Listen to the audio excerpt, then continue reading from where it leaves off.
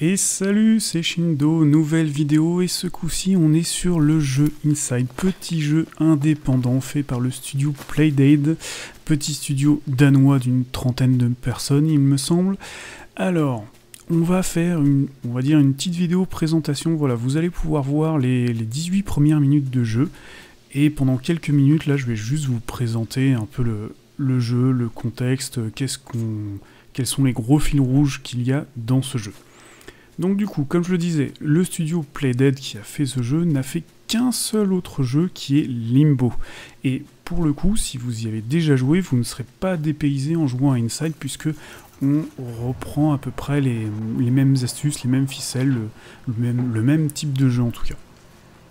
On est sur un jeu 2D, donc notre personnage va principalement se déplacer de gauche à droite. Alors quand je dis 2D, c'est en gros comme vous voyez, il n'y a pas de profondeur au niveau des mouvements du personnage, ou extrêmement peu en tout cas.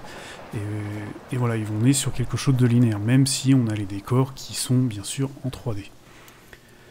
On est comme sur Limbo, on va dire sur une espèce de try and die, voilà, c'est le truc où on sait pas trop, là forcément pour la vidéo, comme je connaissais déjà, je sais ce qu'il faut faire à peu près, mais globalement très souvent dans le jeu, vous allez avancer, vous demandez un peu ce que c'est, regardez un peu, mourir.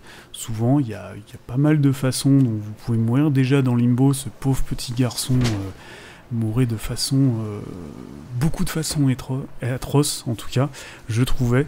Et donc du coup, on retrouve un peu ce côté-là où, souvent, quand on a une espèce d'énigme, on avance, on meurt, on dit « Ok, bon bah là, il faut pas que je fasse ça, faut que je fasse d'une façon différente. » Et on commence. Mais comme vous allez le voir, c'est pas forcément punitif, puisqu'il y a des points de contrôle extrêmement régulièrement. Quasiment à chaque fois où vous avez une possibilité de mourir, vous avez un point de contrôle vraiment juste avant. Donc du coup, absolument pas gênant. La mécanique en elle-même n'est pas gênante du tout.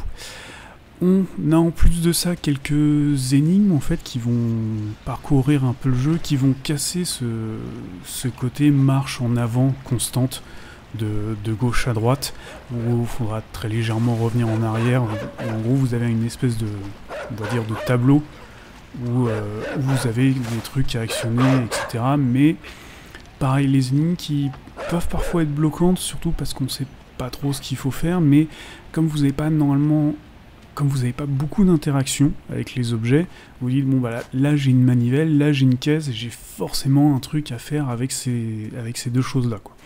Donc du coup pareil, quelques énigmes, pas forcément très dures, mais qui peuvent être bloquants. Il y en a peut-être une ou deux où vous aurez besoin de regarder sur internet les solutions et tout, mais globalement, le plus souvent, moi j'en ai pas eu besoin, il y a juste quelques énigmes sur lesquelles je suis resté bloqué une minute ou deux, mais voilà.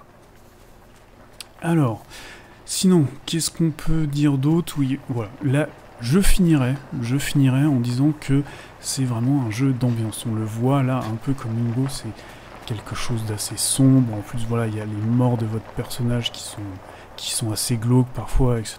C'est un excellent jeu d'ambiance, là, avec très peu de musique, mais un très bon sound design. Et voilà, et l'ambiance sombre et tout ça, c'est quelque chose qui m'a vraiment beaucoup plu.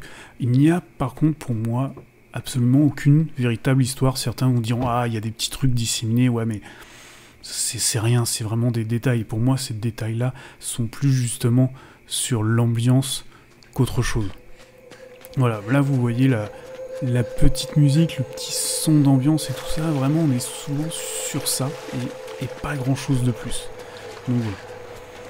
On aura donc voilà, aucune véritable histoire, puisque là, on ne sait pas trop, on commence le jeu vraiment comme ça, comme je vous l'ai montré.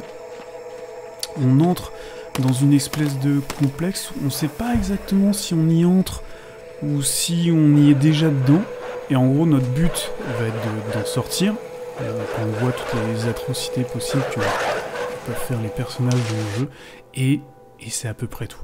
C'est à peu près tout. Donc voilà, pour moi, c'est pas forcément quelque chose de négatif, tout à fait, comme je vous ai dit, c'est un jeu que j'ai beaucoup apprécié, mais surtout par rapport à son ambiance. J'avais beaucoup aimé Limbo, et j'ai beaucoup aimé ce jeu. Je vous laisse de toute façon découvrir voilà, le reste des premières minutes du jeu. Dans ces 18 premières minutes, vous allez voir à peu près, comme je vous ai dit, les énigmes, le côté try and die, etc. Et vous aurez, je pense, un bon aperçu global du jeu. Je vous laisse avec le reste. Salut.